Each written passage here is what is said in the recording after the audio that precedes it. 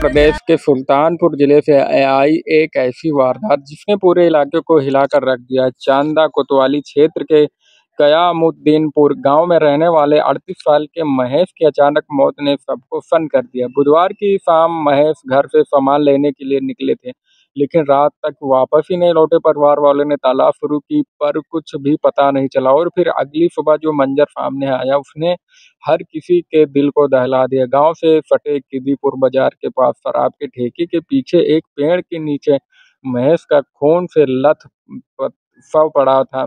गला बेरहमी से रहता गया था और पूरा शरीर लूलूहान था। यह दृश्य इतना भयानक था कि मौके पर मौजूद लोगों ने रोंगटे खड़े हो गए। पूरे इलाके में सनसनी फैल गई। शुरुआत में यह हत्या रहस्यमयी बनी रही थी। परिवार भी इतना हैरान था क्योंकि उनका कहना था कि महेश का किसी से कोई भी झगड़ा विवाद कुछ भी नहीं था। पुलिस मौके पर पहुंचती और शव को पोस्टमार्टम के लिए भेज दिया जाता है। धीरे धीरे जांच शुरू हुई। शक की सुई अपने आप घर की ओर घूमने लगी। महेश की पत्नी पूजा का रहन सहन और उसका ठाट बाट पुलिस को अजीब लगने लगा। पड़ताल गहराई में गई तो खुलासा हुआ कि पत्नी का पास ही किराना की दुकान चलाने वाले युवक से अवैध संबंध था। यही से इस हत्या की गुत्थी सुलगने लगी। जांच में सामने आया कि हवस और नाजायज रिश्ते की आंधी में दो पूजा ने अपने प्रेमी के साथ मिलकर यह खौफनाक साजिश रची। घटना की रात महेश के घर से बाहर निकलते पूजा ने प्रेमी को फोन किया और दोनों ने मिलकर उसे मौत के घाट उतार दिया। न सिर्फ उसकी जान ली बल्कि उसके बच्चों से उनके पिता का सहारा भी छीन लिया। सबसे चौंकाने वाली बात तो यह है कि सुबह जब शव मिला तो पत्नी पूजा चीख चीख कर रोने का नाटक करती रही। भीड़ को धोखा देने के लिए घड़ियाली आंसू बहाती रही, जबकि उसका प्रेमी भी घटनास्थल पर मौजूद था और आम लोगों की तरह भीड़ में खड़ा होकर मासूम बनने का नाटक करता रहा। क्या आपको जब कल रात में यहाँ से सब गायब हुए थे, क्या किसी को कुछ बता के गए थे क्या?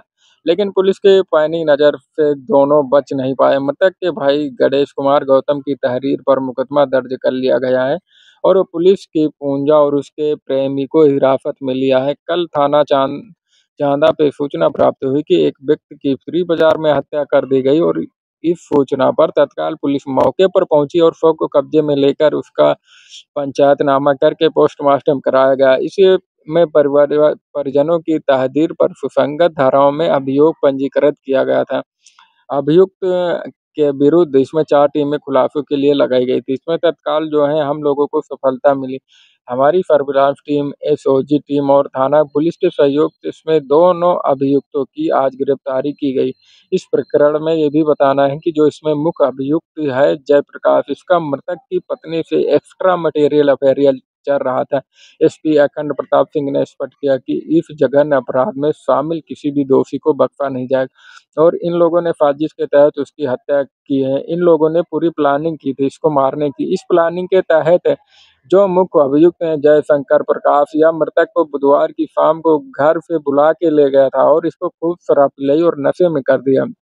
वापस घर के पास में एक पेड़ है, वहीं पर यह अत्यधिक नशे में होने की वजह से गिर गया। जब फिर इसने जो है अभियुक्त ने इसकी पत्नी, मृतक की पत्नी को फ़ोन किया, फ़ोन करके बुलाया उसे और पहले जयप्रकाश ने उसको चाकू से गला रेता और उसके बाद उसकी पत्नी, मृतक की पत्नी ने जो है ईंट से उसके सीने पर वार किया जिसकी वजह से इसकी मृत्यु हो गई। दोनों अभियुक्तों को, मृतक की पत्नी और जो अभियुक्त है जयप्रकाश को गिरफ्तार करके जेल भेजा गया और आवश्यक विधिक कार्रवाई इसमें अभी प्रचलित है। लेकिन इस खौफनाक घटना ने समाज के सामने एक बड़ा सवाल खड़ा कर दिया। यह अवैध संबंध और हवस इंसान को इतना अंधा बना सकती है कि वो अपने ही पति की हत्यारी बन जाए। क्या रिश्तों और वफादारी की कीमत आज इतनी सस्ती हो गई कि इंसान अपनी इंसानियत तक भूल जाए। सुल्तानपुर का यह हत्याकांड सिर्फ एक आपराधिक घटना नहीं बल्कि एक ऐसी कहानी जिसने रिश्ते, भरोसे और इंसानियत पर फिर से एक बार सवाल खड़े कर दिए।